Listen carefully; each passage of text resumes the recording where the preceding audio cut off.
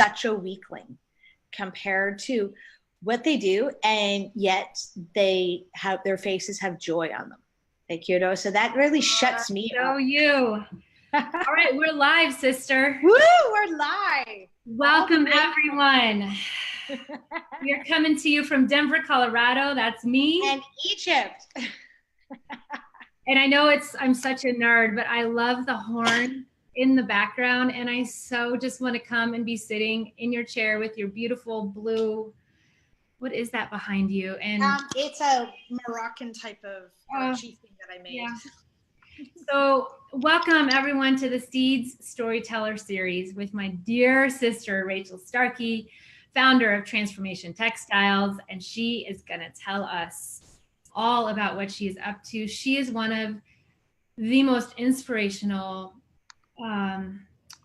fueled by love and warrior, she does stuff. One of the most inspirational women I know, human beings I know. And so I'm so excited to share her with you. But before we get to her story, just a little bit of background for those of you that just happened to hop onto this live and join us. My name is Sarah Davison-Tracy. I am an author, a speaker, founder of Seeds of Exchange, and this Seeds Storyteller Series is all about having conversations with friends of ours from around the world that are using this wide array of passions and gifts and things that they love to do to make the world a bit brighter, to bring beauty, to bring hope, to bring light to the darkness. And it never looks the same. And that's the good news, because that means each one of us has our own special thing. So as we go, this is not a conversation that we want you to be, sitting back and feeling like you're on the outside of, but we want you to be on the inside and sharing and commenting and liking and like, what are the things that you agree with, that you are inspired by, that Rachel talks about? What are the things that you, that it might bring a tear to your eye or goosebumps to your skin? And pay attention to that, please, both in your own story and share it with someone you love and trust, and then share it with us, because we really believe that we inspire each other when we share like the real, the grit, the what's making our heart race and what's making us sad, where's their pain. So before we dive into my dear sister Rachel's story, I want to start, as we do often, with a moment to be still. For me in Denver, it's just a hair after 11 in the morning. In Rachel's world, it's a little after 7 at night.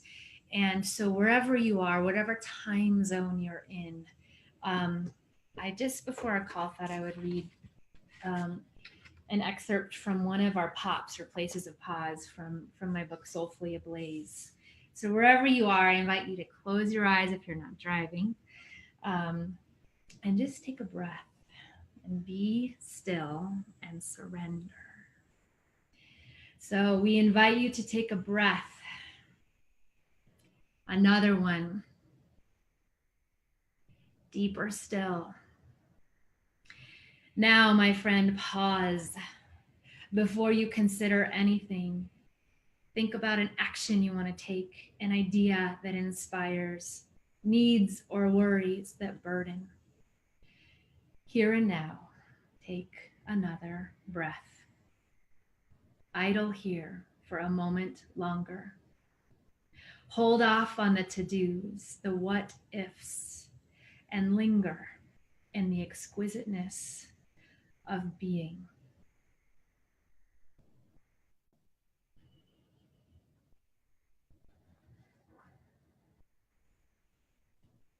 So we invite you to be and to breathe before we dive into all the inspirational stories and ripples of connection, because this is where we get rooted for the work or the action to come. So thank you, friends, for those that such things are new. Thanks for trying something new. And now to my dear sister Rachel from Egypt. Thank you for joining us. Rachel and I put together a description of this call that's below, and in the description there's a whole bunch of links to websites and to things that we're going to talk about. So if you're intrigued, check out that and tap away and explore the world of Rachel Starkey and Transformation Textiles. So Rachel, can we start with pulling back the curtain a little bit to what it is that fuels you and why you are doing this work that you're pouring your life into? What's your why? My why. There is this huge population of women, resilient women, women that have seen unspeakable atrocities, and yet they keep going. These are the women that wake me up in the morning. These are the women that when I close my eyes, I see their daughters, and they're vulnerable, and yet they're resilient. They are the women's refugees or women in low-income countries.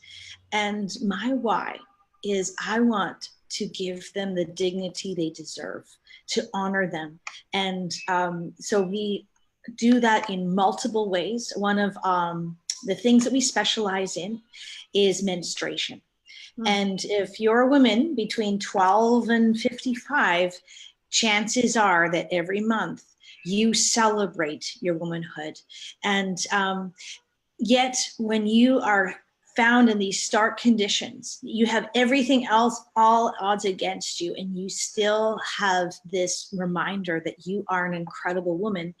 And yet there is a lack of dignity if you cannot protect yourself.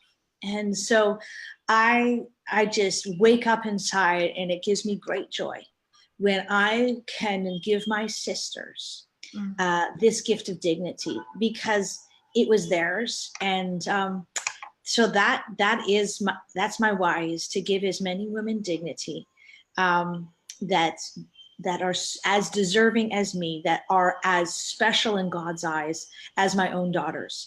And what wouldn't I do for my own daughter? And that's the level that I should do for the others. Wow.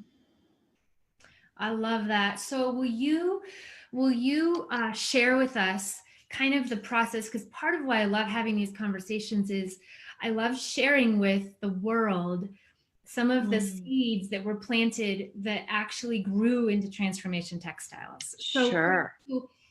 What was this something that has been a passion and something you've paid attention to for much of your life? Or when did you start to notice that this was a need in the world?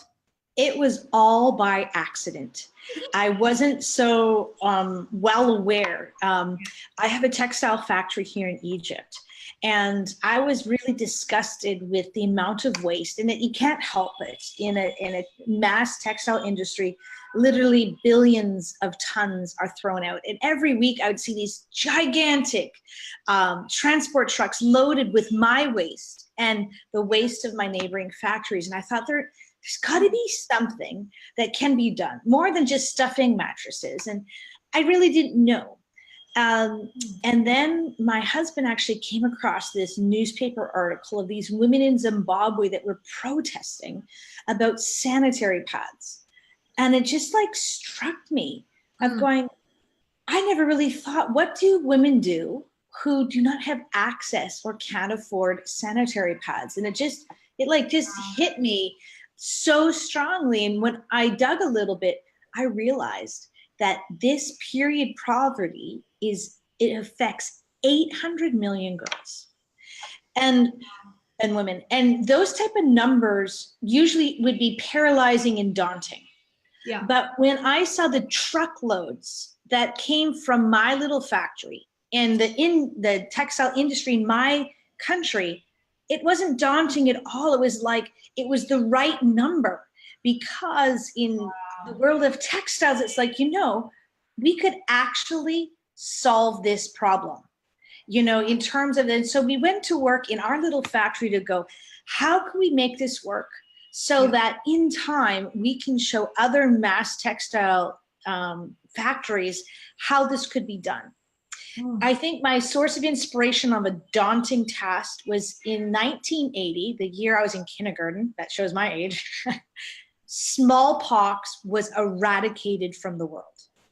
Up until now, for thousands of years, smallpox killed us and it marred us.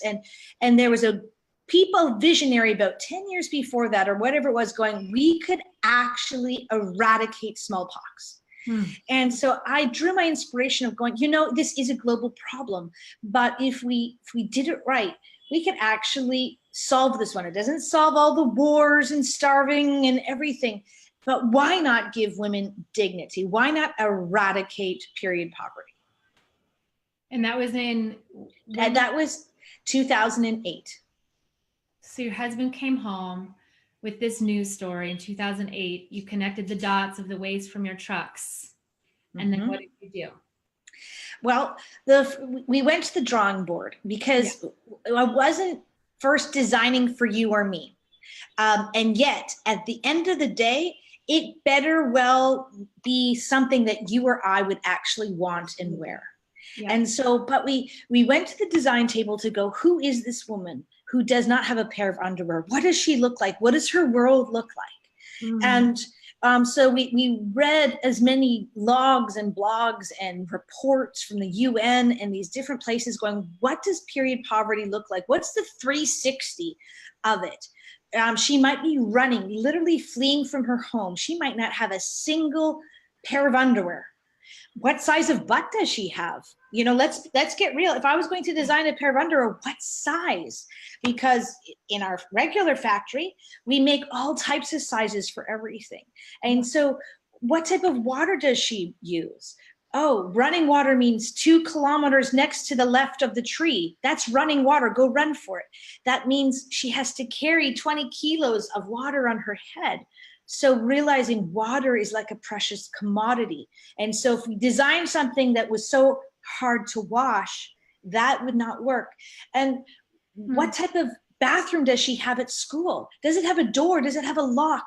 How is she supposed to hold her stuff, change, and hold the door? We need a wrist strap on the bag that holds her pads. And so looking at all of the things, not just, here's an always pad, let's just trace that out and make a washable one, but really looking at what are her needs.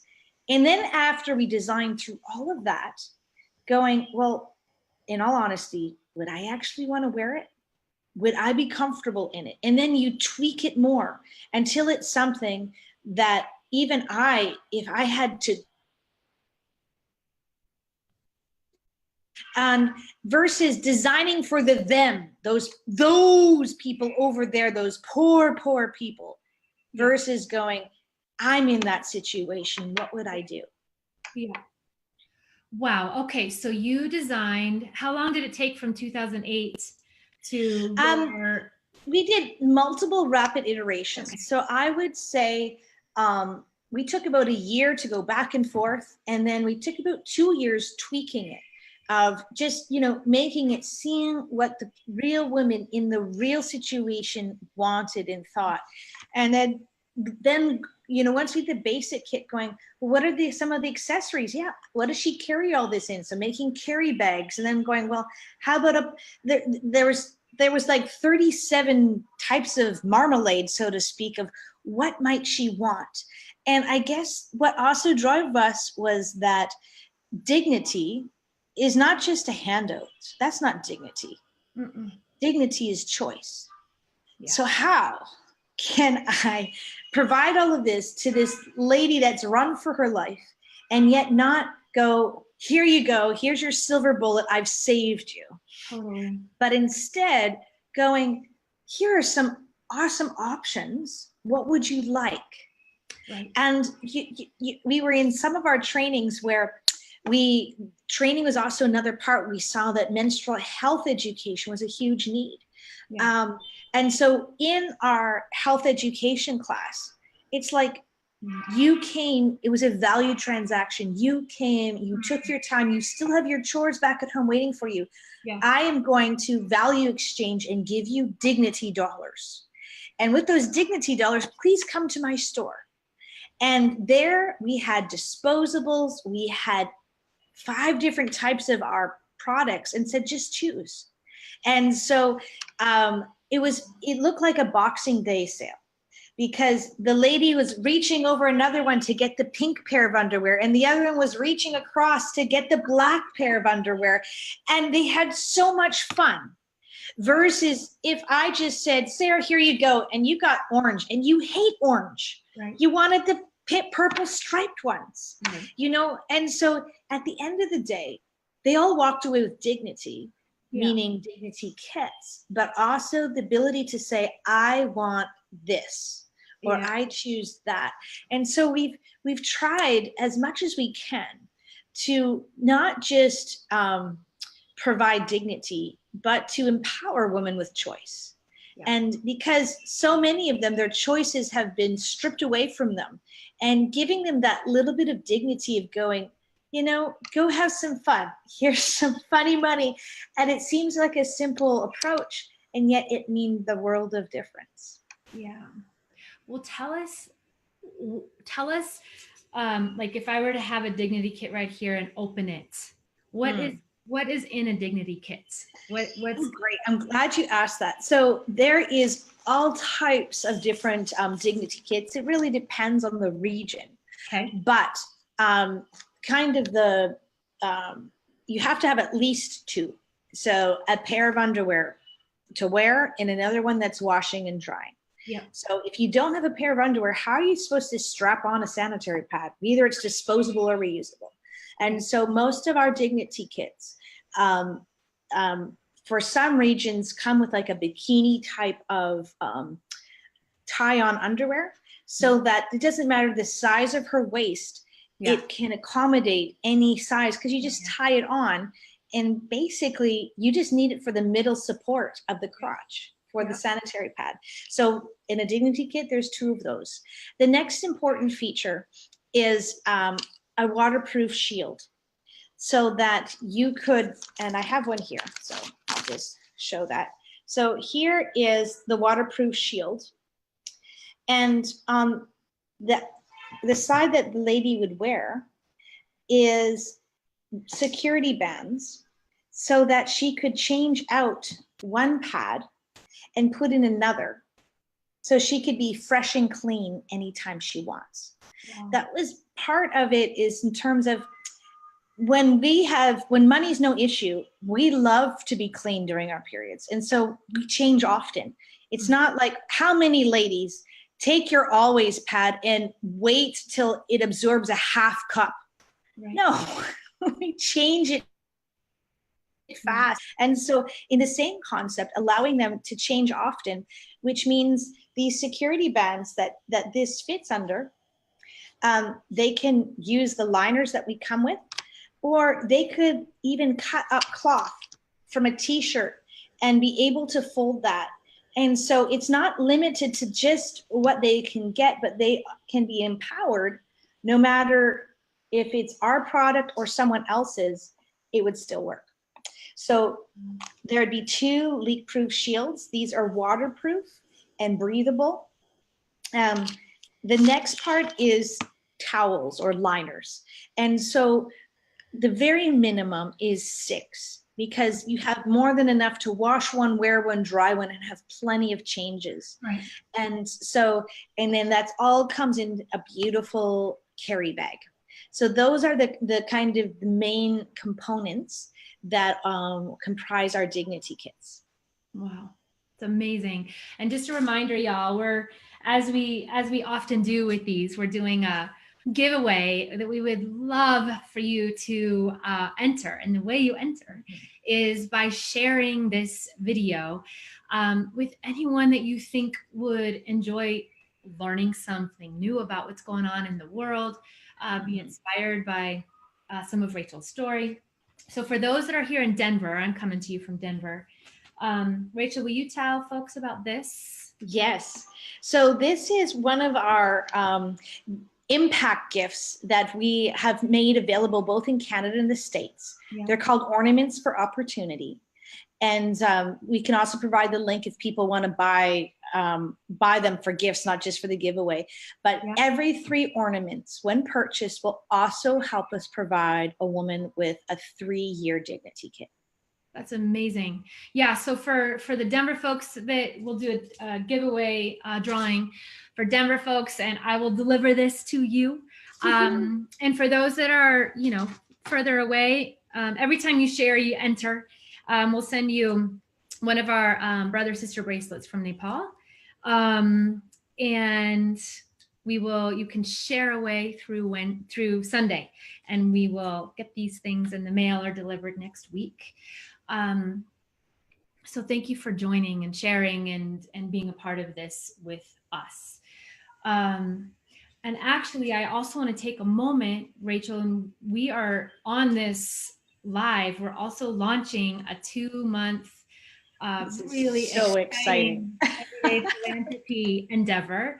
So many of you probably know that we are using a portion of the sales from Live Ablaze and Soulfully, those 2 books that I wrote this year, and giving them to dear friends and partners of mine in the world. And then we're also shining a spotlight on those folks during 1 to 2 months. And so Rachel has agreed to partner up with us through the end of the year.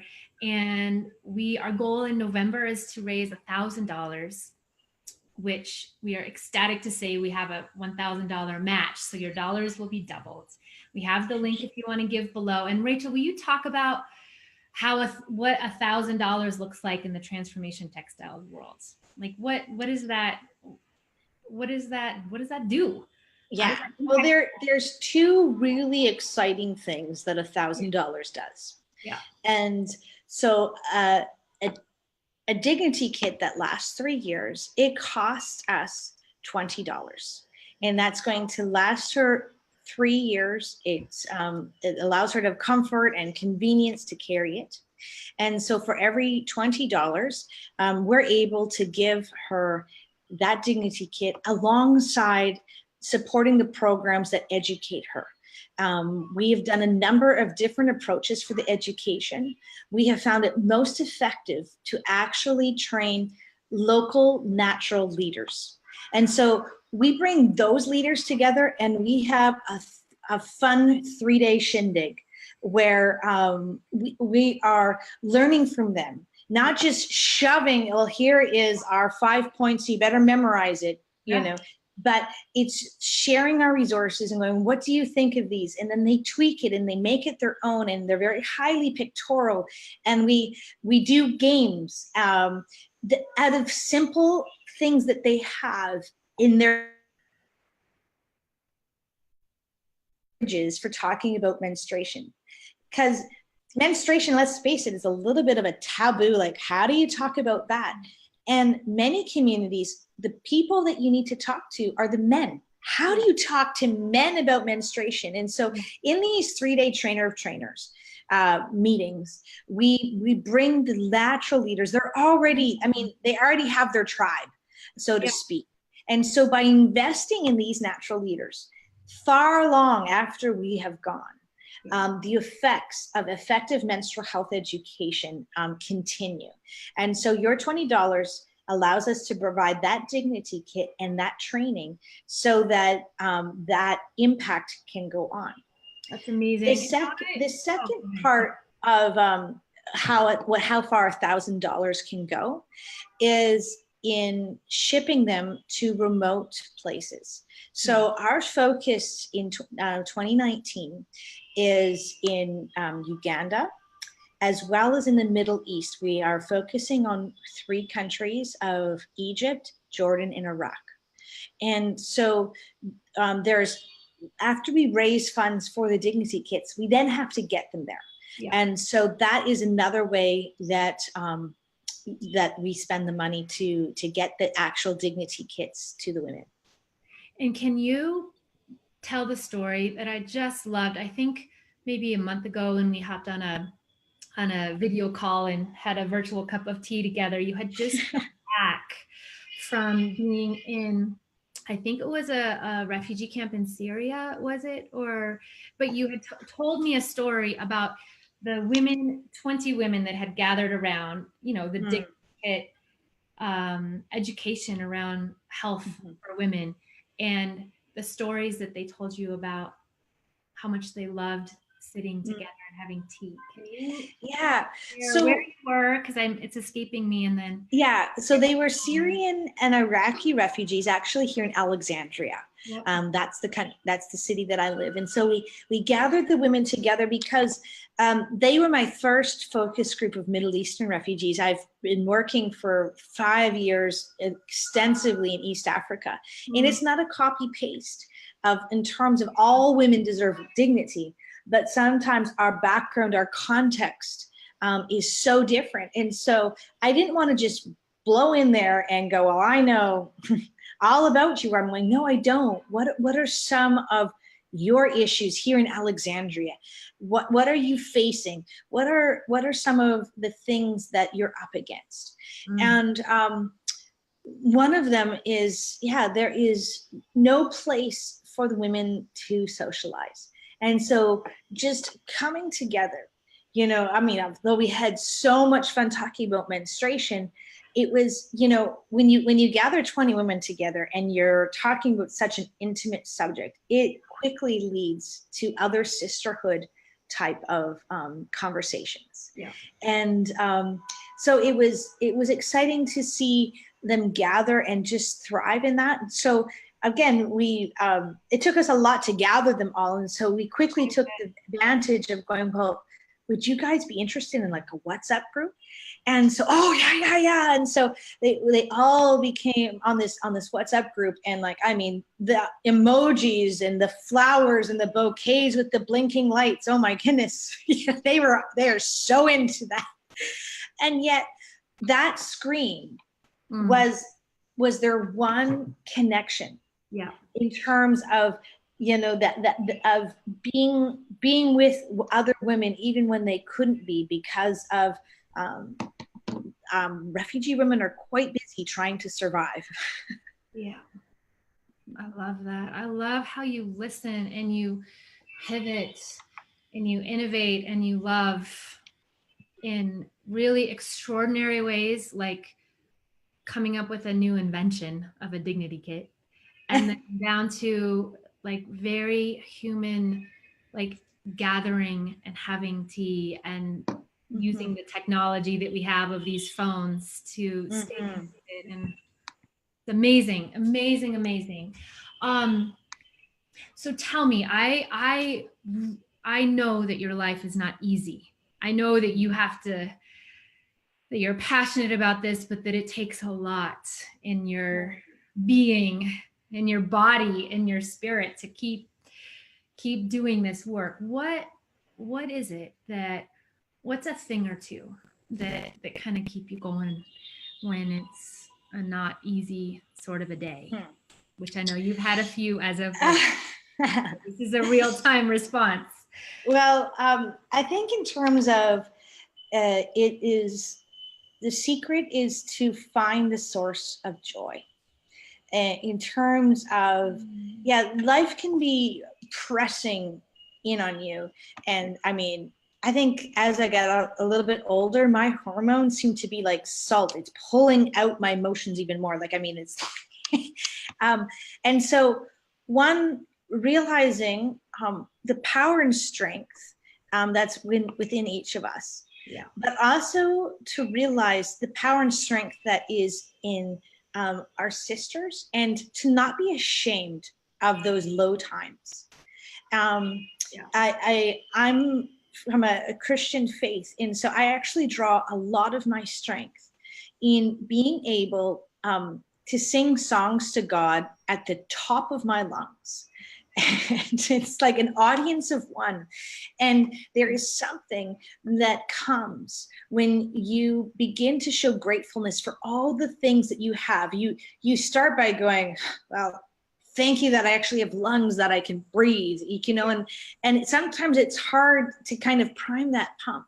But then you can, in that kind of spirit of gratefulness and thankfulness for what you have, there becomes this unleashing, and there comes this joy that comes that it's not bought, and it's not because of the safe and amazing surroundings.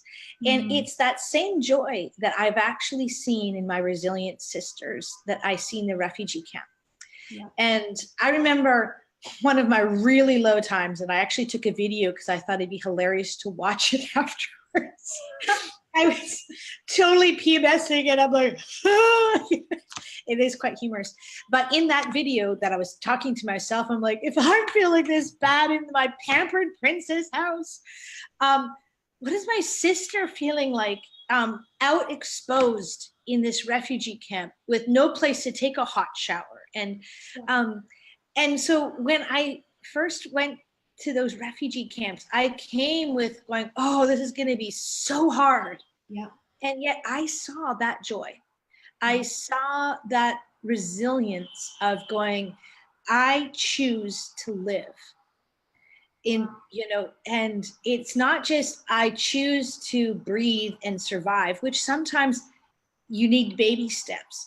And so in those dark times, drawing on the source of strength. And for me, that is unleashing songs of thanksgiving. Wow.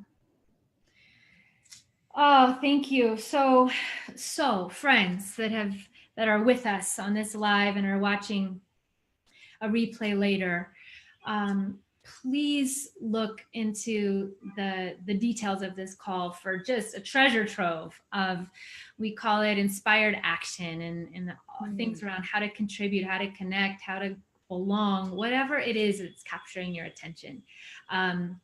There's links, and please comment below and tell us what is making your heart beat fast. What is being ignited in you? What have you learned?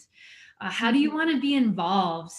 Rachel and I are friends that are just committed to living life together however we can. And so join the party, because it's a good one. But the other thing I want to close with as we near the end of this call is something that Rachel and I talked about at the very beginning before we went live, is this deep passion and awareness that life is hard, whether you're in a refugee camp or, man, Rachel, when you were talking about this, young woman running for her life, that just, because I have a young woman, a 13-year-old daughter, and just that's the reality for so many. Whether it's a literally physically insecure situation for you, we are with you. We want to be connected. We want to pray. We want to have that sense of deep, powerful connection that comes, wrap our arms around the world. And if you're in a suburban, as Rachel said, princess, as far as the world is concerned, or a prince sort of place, and have plenty and are not insecure when it comes to your physical surroundings, but if there is a deep pain in you, Rachel and I, we believe that there are no accidents. And if you are listening to this, yes, we said a prayer and put a hope of intention that people would find this, that needed to be met, needed to be encouraged. And so please, our ask to you is private message me if it's not something you want to put public, but where do you need support? Where's life hard? And comment, share. This is a community of people that love big, that are warriors of love, that are committed to go to places of darkness and pain, to be together and to do some warrior work, shine some light. So if that's where you are, share. If you are in a more fired up place and you have been encouraged a little or a lot to do something anew, will you share what that is with us, and share with someone in your life that will remind you, like, hey, you remember you told me about that live stream and you want to do this? Like, we need to keep fanning this flame.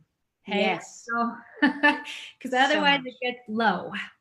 And part of the ways we fan the flame is through listening and not not sitting back, but leaning into each other's stories. So Yes.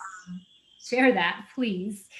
And Rachel, I would love to ask you to share in closing what one thing that you are committing to or are feeling drawn to be really aware of, either in your thinking or in your action in your life these days. Like, what is that thing in you? For me, I'm actually coming out of a very intense season. I think probably a year ago, I really came to terms that I had become a workaholic in trying to tackle this period poverty. I mean, I gave it not just my 110. I went way beyond, and I was actually losing my life in trying to save so many. And so for me, I've had to commit to pause.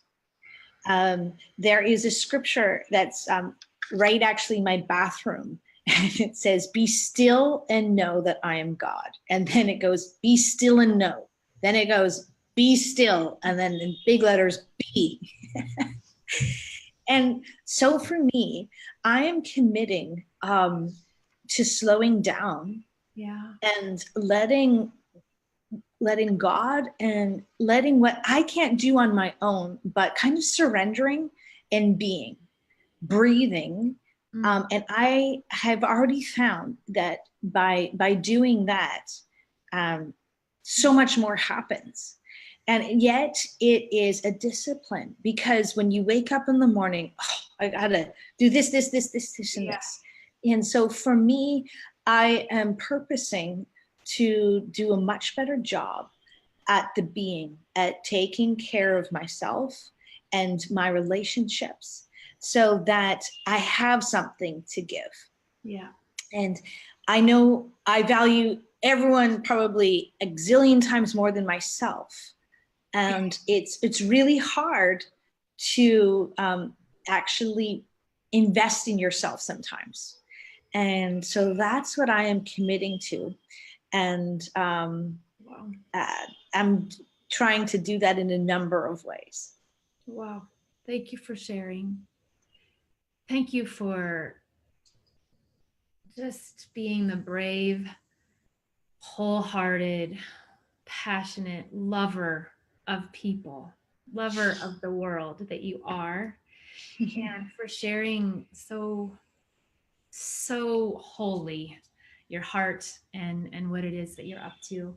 And I'm honored to call you friend, and so excited to be able to share you with friends of mine. And I just want to sign off to y'all that are watching, and just remind you that if you don't know, you are loved. Yes. You matter. You belong. Yes. We belong to each other. And when those things happen, light up the world, and we stand tall together. So thank you for joining. Love you guys. I love you, Rachel. And I know you don't have like a mama's night out night coming your way. You have a work night. Yes. Kids are gone, husband's gone, and you got some stuff to do. So blessings in the doing, and to be continued. All right, signing off.